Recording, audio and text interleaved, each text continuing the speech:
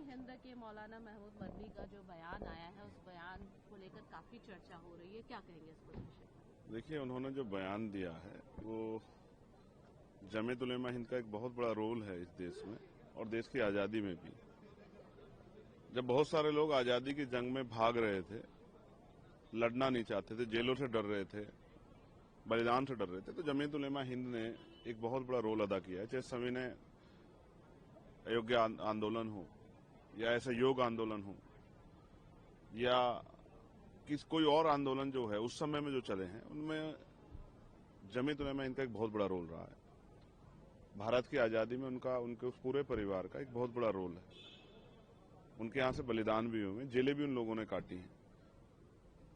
और इतने बड़े जिम्मेदार मूवमेंट के लोग कोई गलत बयान नहीं दे सकते। उन्होंने जो बयान दिया है वो जिहाद जिस वर्ड को कहा गया वो अरबी भाषा का वर्ड है और उसका हिंदी अर्थ है जद्दोजिहाद, यानी कि जुल्म के खिलाफ लड़ाई।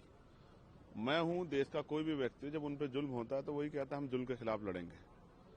बीजेपी के नेता तो बहुत भड़काऊ भाषण देते हैं, कोई कहता है धर्म युद्ध होगा, कोई हिंदू राष्ट्र बनाने की तरफ अग्रसर है। उन्होंने जो बयान दिया है, उन्होंने बयान दिया है कि जिस तरह से मुसलमानों पर जुल्म हो रहा है तो उनको इस जुल्म का संवैधानिक दायरे में जो है विरोध करना चाहिए और ये कॉन्स्टिट्यूशनल राइट है। आपको जानकारी होगी, रेस में रुमाल तहरीक वहां से चली जिसमें हजारों जो है मुस्लिम जो स्कॉलर जो है उन्होंने बलिदान दिया देश की आजादी के लिए, जिनका इतना बड़ा रोल है। सिर्फ जो है अपने राजनीतिक एजेंडे के जरिए उन पर इस तरह का कटाक्ष करना या उनके बयान पे जो है जिस तरह की डिबेट हो रही है, और ऐसे लोग डिबेट कर रहे हैं जिनको इस्लामिक नॉलेज नहीं है, जो इस्लामिक स्कॉलर नहीं है। जैसे जिसने संस्कृत नहीं पढ़ी वो संस्कृत के बारे में क्या व्याख्यान कर सकता है? तो सिर्फ राजनीतिक एजेंडे से उनको करना, मैं इस बात से सहमत नहीं। उनका जो बयान है वो हक पे है, जरूरी बयान है, अपने लोगों को आगे बढ़ाने का, उनको सही रास्ता दिखाने की इजाजत संविधान देता है। और अगर कोई संवैधानिक दायरे में कोई काम कर रहा है तो उसका हम लोग समर्थन करते हैं। मैं नहीं चाहता इस तरह की डिबेट हो, लेकिन जिस तरह की डिबेट की जा रही है उससे ये साफ हो रहा है कि वो एक राजनीतिक एजेंडे के जरिए की जा रही है। उनका जो बयान है और जिस विषय को लेकर पूरा बयान, वो सही है और मैं उनके बयान का समर्थन करता हूँ।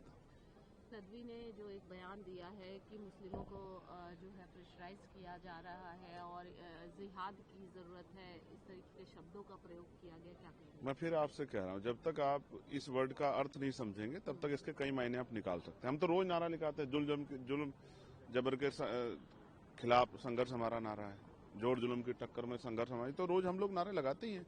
और देश की आजादी में कितने ऐसे नारे लगे, अंग्रेज भी इसी तरह का सलूक करते थे। जब हम अंग्रेजों के खिलाफ हमारे पूर्वज देश की आजादी का नारा लगा तब भी इसी तरह का सलूक होता। आज भी, आज तो कॉन्स्टिट्यूशन राइट देता है ना। तो जिस तरह का आपके सामने धार्मिक आजादी जिस तरह छीनी जा रही है, कोई कहता है इनको भगा दो, कोई कहता है पाकिस्तान छोड़ के आओ, कोई इस तरह के शब्दों का प्रयोग होता है, तो ऐसे में जिम्मेदार सरकार की है कि वो इंटरनल ऐसे लोगों पर रोक लगाए। कहां रोक लग रही है? कोई दाढ़ी पकड़ के मार देता है, कोई टोपी उतार के मार देता है, कोई धर्म के नाम पे मार देता है, कोई पशु के नाम पे मार देता है। वो भी तो इंसान है ना। हम अपने देश के नागरिक पढ़ते ऐसा माहौल क्यों बना रहे हैं? इसकी जिम्मेदारी कौन लेगा? लॉ एंड ऑर्डर मेंटेन करने की जिम्मेदारी किसकी है? सेंटर में होम मिनिस्टर की है, स्टेटों में जो है मुख्यमंत्री की है, डीजीपी की है। कोई पूछना क्यों नहीं चाहता? लेकिन इस तरह की चीजें जो है वो देश के लिए अच्छी नहीं है। देश की जो है संप्रभुता पे, देश की एकता अखंडता पे खतरा जो पैदा किया जा रहा है, इस पर सरकार को संज्ञान लेना चाहिए।